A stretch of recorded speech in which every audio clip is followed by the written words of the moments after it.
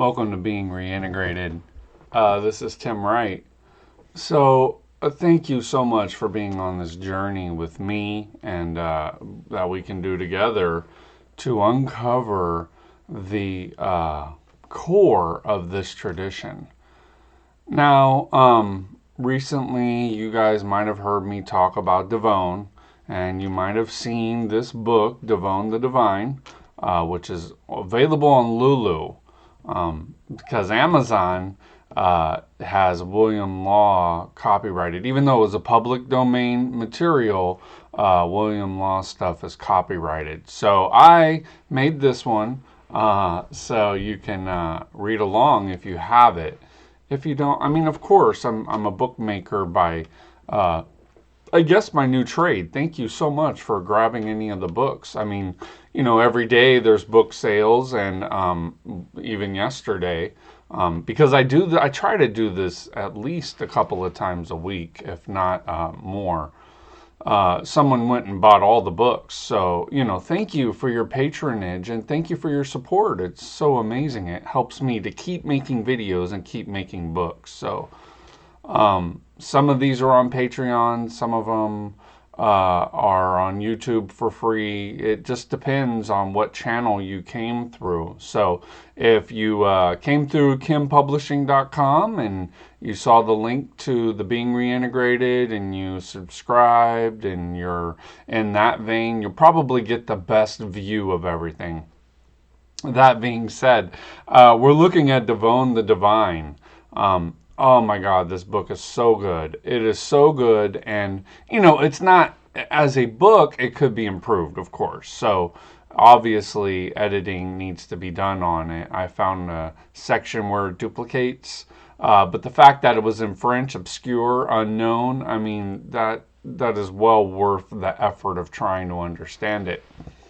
So, Divonne talks about some really good concepts, making sure before I touch the book there's no fire soot on my fingers because I don't want to destroy it.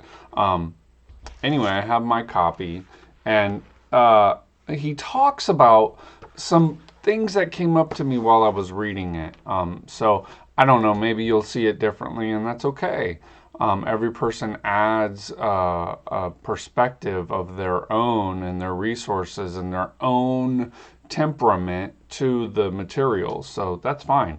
In fact, I learned that's what Favor had advocated for esotericism. There's a certain, what they call hermeneutic, that happens when you get into a mode of material that you work and chew through.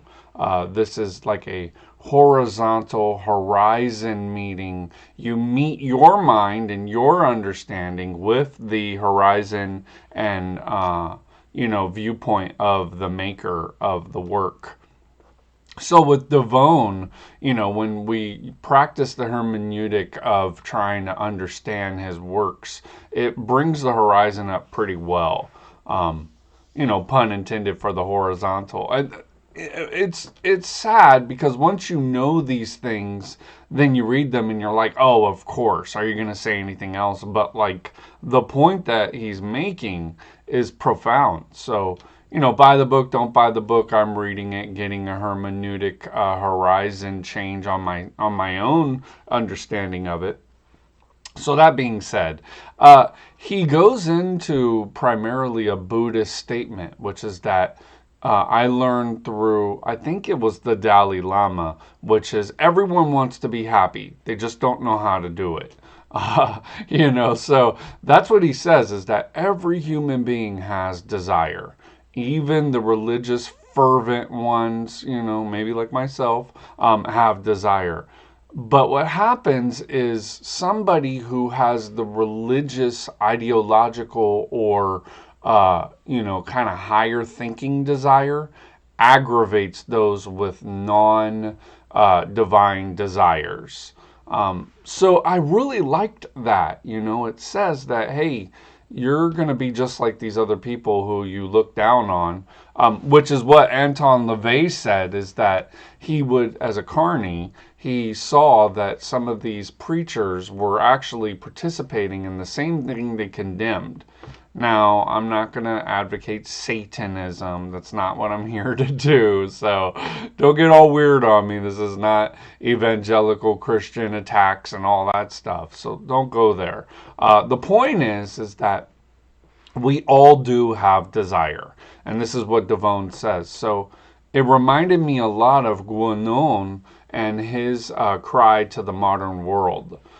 Basically saying, hey, look, you people who are living in this very unrestricted, ungoverned way are actually creating a lot of harm. Is essentially what the book says. I mean, there's a lot more where he advocates for traditionalism versus perennialism, on and on and on. But the point is that the cry in the desert is what this treatise is called, and it's pretty good. So Divonne talks about, I mean, if you know, you know, he talks about a composite sinner. And he says that the composite sinner is created because of desires that are not based on the perpendicular. So that is in the first, handful of pages, 20 pages or so. That in and of itself is amazing, so he goes there, he talks about the prodigal son, he talks about the return to the center essentially through prayer, I believe is the intention behind putting this treatise in the book called The Spirit of Prayer, is because, there's more and more that gets revealed. As I said, you bring your horizon up to a Cohen hermeneutic and you'll start to understand this material. And then it seems like, well, of course. But it's not, well, of course. You're just initiated and you have an esoteric understanding of the material which you're looking at. Like for some, I've worn this hat a few times, and I get guilty of wearing hats, and sometimes I'll wear a Kim Publishing hat. But this one is special too. And if you know why, then you'll immediately see the gang sign thrown in front of you. But if you don't know why, it just seems like a Houston Astros hat, which is okay, because go Houston Astros. Pretty good team. But the point is there's an H on it for Heli. So Heli is one of the forces that you'll encounter in your ordination of the Grand Architect degree. Now, Heli is one of the names that you call out when you're getting a power back in one of your higher rituals. So there's more and more nuance to it. If you look, you can see that there's a blue star. That blue star. Now, I don't know if the Houston Astros knew this, but I love it as a symbol. The blue star is the flaming star and the pentagram. It's inside the star. There is a octagon. So the H for me stands for Heli, and the octagon inside of the pentagram. Not to mention it's a blue star, so we're talking about the blue band of the Elukoan. Tremendously important and cool stuff, but if you don't know what the gang sign is, it just looks like a Houston Astros baseball hat. You wouldn't know that the person wearing it might be a Cohen. Their horizon, no pun intended, but the H is higher than you think it is. It's not, and I'm not like an esoteric master, but I do understand the symbol of the flaming pentagram and the H for Heli, which was part of the RER, and one of the main symbols, I won't show it, but one of the main symbols of the Grand Profess. So this stuff is not something that you'll just know because you're smart. You have to be initiated into understanding it. So yeah, I let the cat out of the bag. There's an H for Heli. But if you know how to use the name, if you have done the operations and you have acquired your divine powers, then you can get back to what Divonne calls the perpendicular. So there's very much, a beauty in what he's saying. because where I'm at, I mean, I've read it, but I'm ripping it apart now. I'm trying to raise my understanding to Divonne's. Um, where I'm at, it's around page 20, but he basically says that this is why your life is falling apart. What Remy Boyer calls the angel of reversal, the crisis that you're having, that Gonon talks about. The crisis is actually the spiritual experience, but it's seen through the eyes of a temporal center. So it looks like a horrible experience. It looks like a horribly bad thing that's happening to you. Maybe job loss, maybe relational conflict, on and on and on. Whatever your horizontal thing is, you no pun intended. You could be going through a crisis that's actually a spiritual experience for you. This crisis is a moment that you get to dissolve with the power of the crisis, your composite center. So yeah, it's all initiatic, and once and you have a little bit more emotional resilience. But this stuff is very hard to obtain and acquire because there's no one talking about it. I mean, yeah, the philosopher, once you find out what it is, you'll know what it is. You'll read it and you'll be like, oh, of course, yes. We're prodigal sons and we've left our original center. And it seems like fun, kind of gang signs. But until you know what they are, they're just weird hand movements, or I won't say the joke because I don't want to insult anybody. But, it's a funny hand movement until you understand that it's an actual word being conveyed through a symbol. So, it's a Houston Astros hat until you realize, wait a minute, maybe this person is talking from a perspective of something other than their own temporal man of desire, man of the stream stuff. And that's what Divonne talks about. That's why I'm going into all this. Divonne talks about it. He says, you're going to hate that person because that person's going to remind you of the original center that you left and that you constructed a composite center out of your desire. And it'll be easy as what he calls man of the stream, but it's really just man of desire. No maleness intended. It's just the human of desire or human of the stream. You'll see that this person reminds you of the center which was abandoned.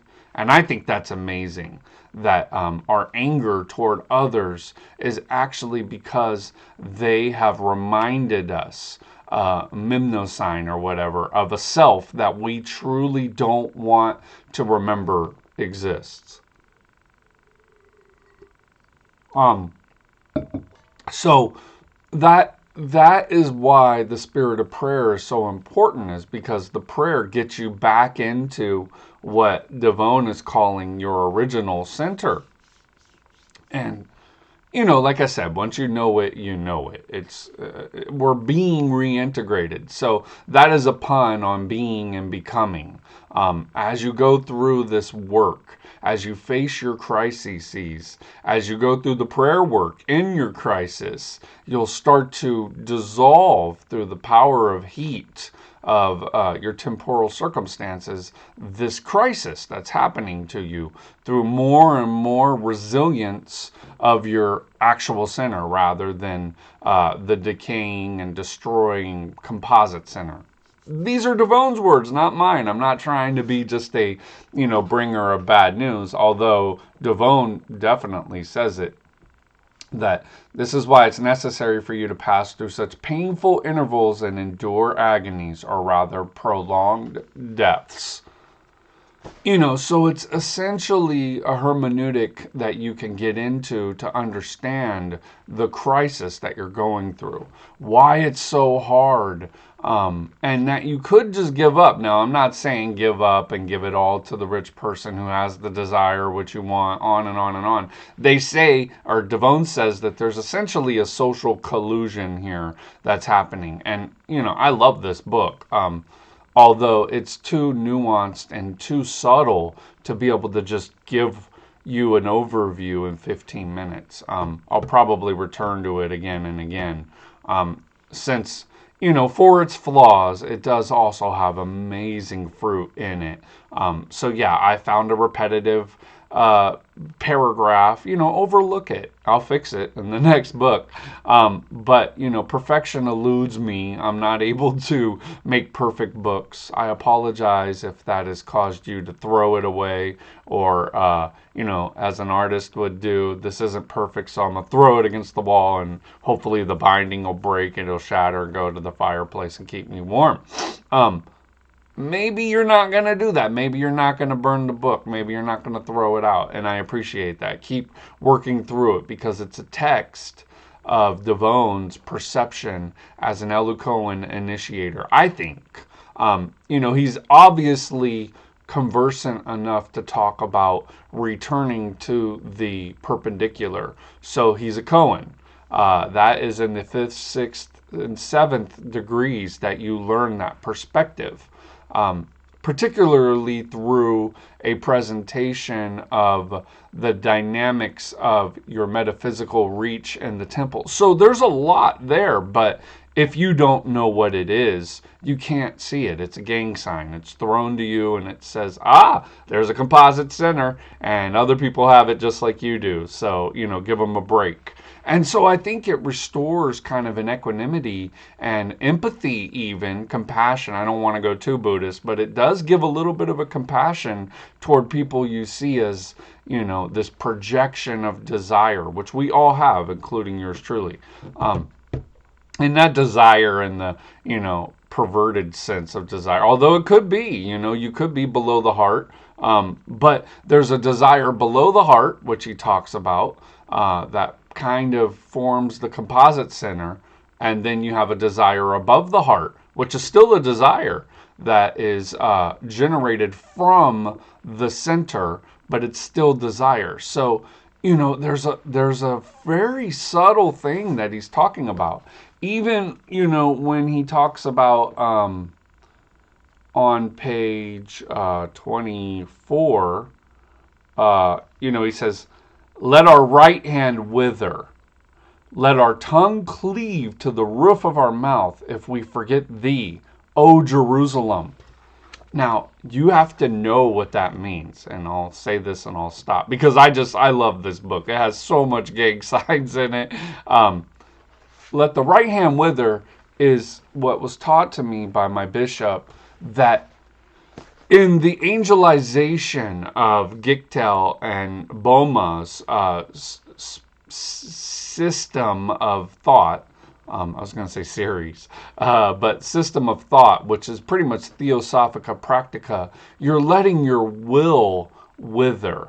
Your will is not going to become the active force as it is the rising energy of the merciful pillar. So it's very cool how you're becoming more receptive, you're getting your passivity more activated. And he talks about this. So, we could go over it if you want, but he talks about how the desire is really your active force of will. And he just confirms it right there. So he's on the inner group of understanding.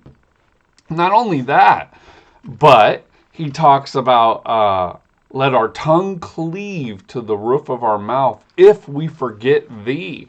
Oh my God, it's so good.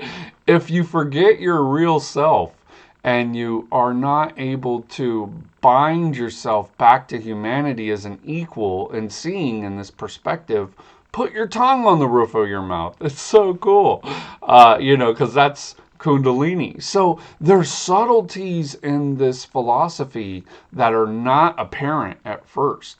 And then he says, "Oh, Jerusalem." It's just like, oh man, it's so good. I don't want to reveal everything, but in those few words, for the repetitive paragraph, it makes up in those few words. Oh, so great. How could we sing the hymns of Zion in a foreign land?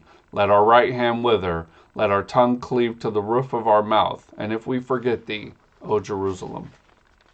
Thanks for coming by and supporting.